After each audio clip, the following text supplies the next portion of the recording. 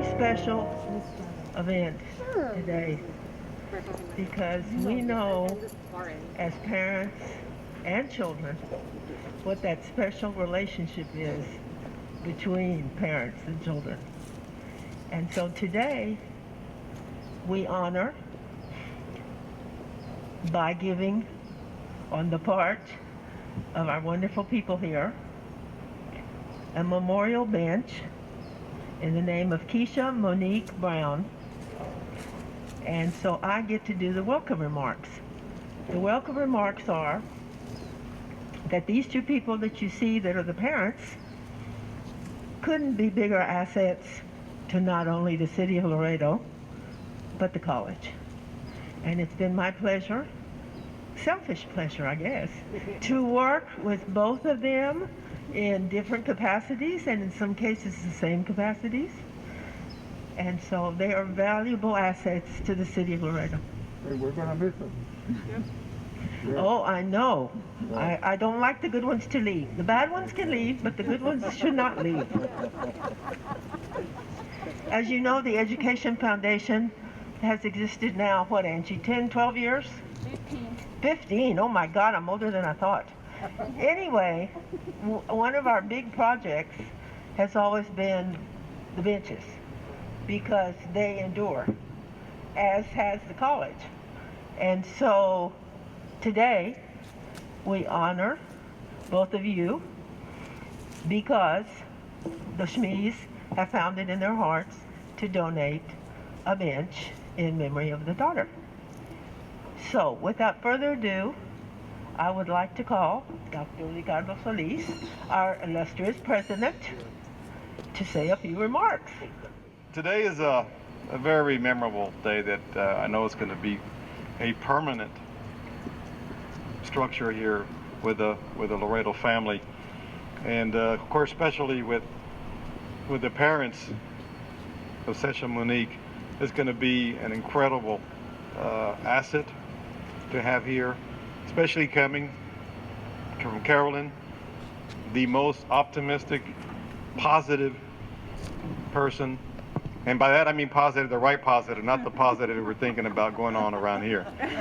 She doesn't bring that kind of positivism. She brings a positive of the person, not the virus, anyway. And what I'm trying to say, we're going to miss with her because that's really what we're talking about.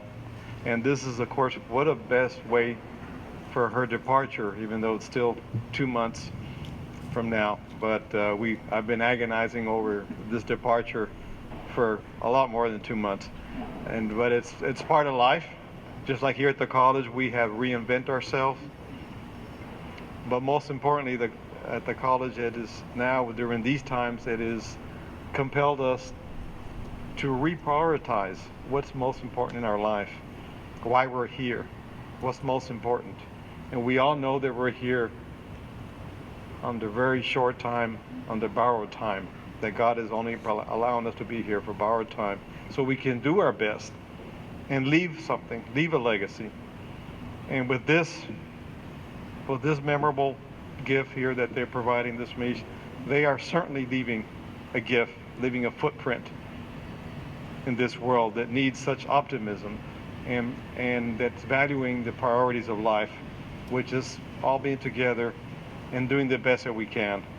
So I know I'm getting ahead of myself on your going away event, if we ever have one, but this is a perfect time to commemorate and thank the Smees, especially Carolyn, for her incredible optimism that she has brought to this college at least in the 4 years that we've been here, and I know she's been like that for the last 10 years that she's been here, and that is what she will be remembered for. That's a legacy, that we're here under borrowed time, we're here in a very short time, but we leave an incredible footprint, and this is what we're doing here today, commemorating this with her daughter. Again, thank you, Carolyn, for what you're doing. This means a lot to us and for the Laredo family. Now we have our very favorite president of the board, I shouldn't say that, but I will, because I'm old, so I get to say what I want. And it's Mercurio Martinez, who has worked and worked and worked and worked for everything good in Laredo for a long time. Thank you very much, Monique.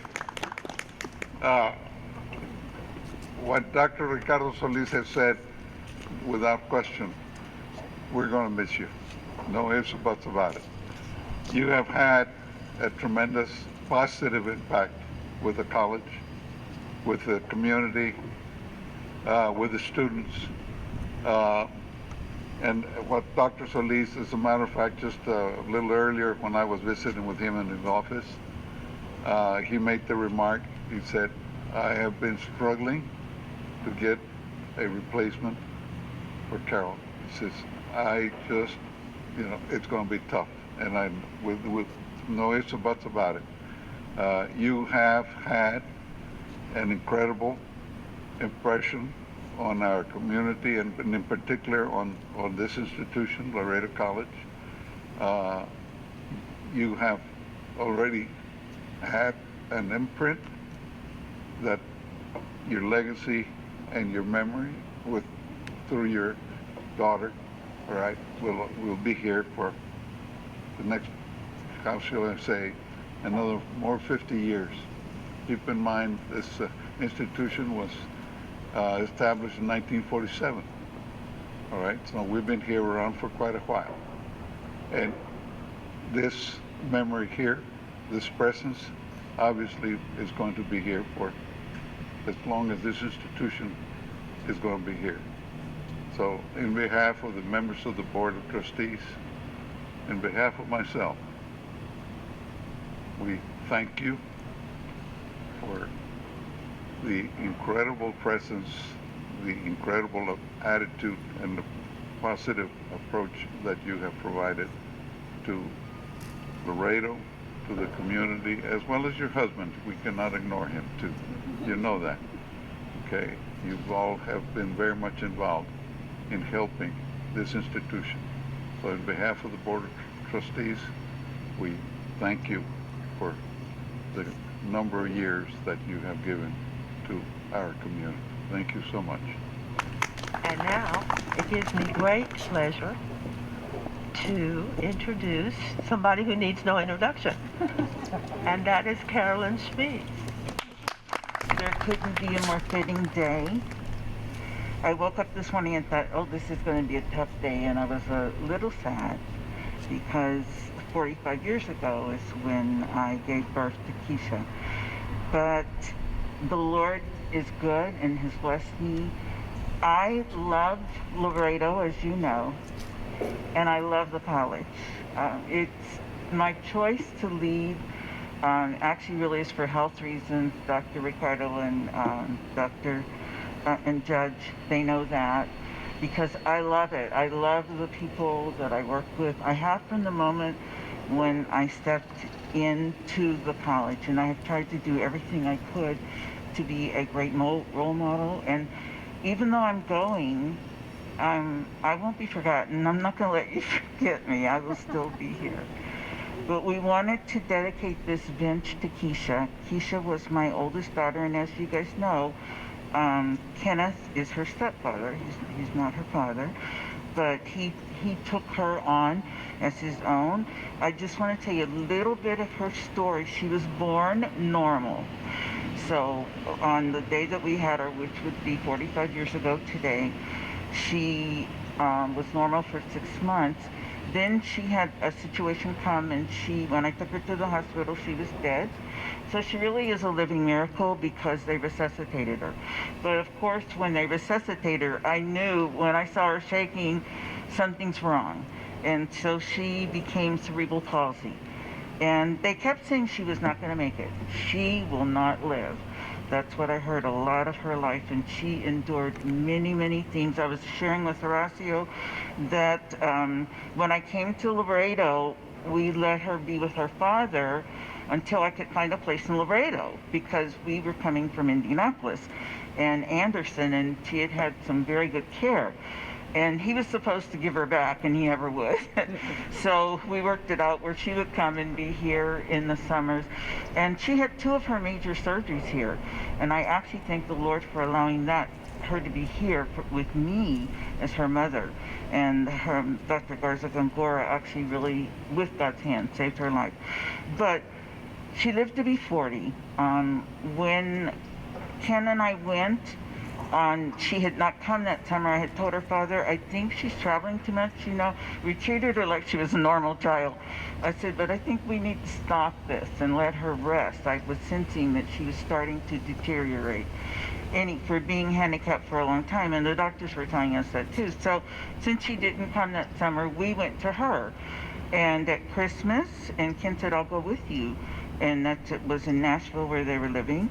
And as we left that Monday, I just had a sense in my heart, I didn't know if I would see her again, to be honest with you. But I was praying I would.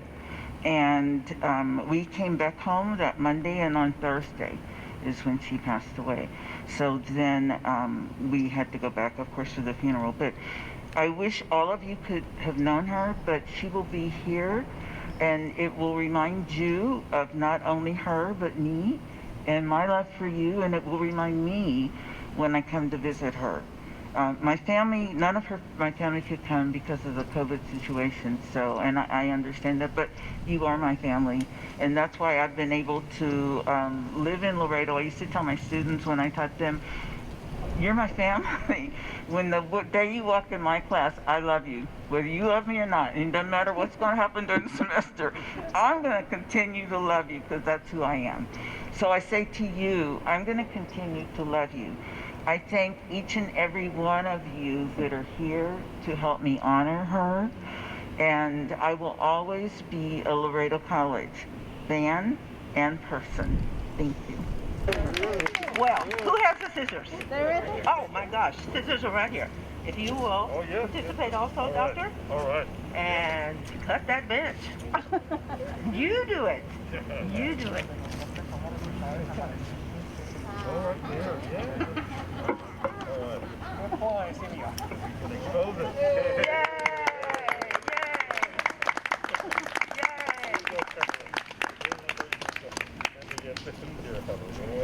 Thank you. And from a personal standpoint of view, I have to say that Carolyn and her husband have been absolute fabulous people to have anything to do with, and have always done their utmost for Laredo College. And so it was a heavy heart that we acknowledge that they will be leaving, at least the campus presence, hopefully not too far away. But we love you, and your contributions to the college and the programs and the students have been immeasurable. And I am very sneaky because I know all the background stuff, see? So I know how far it goes. But a word of thank you.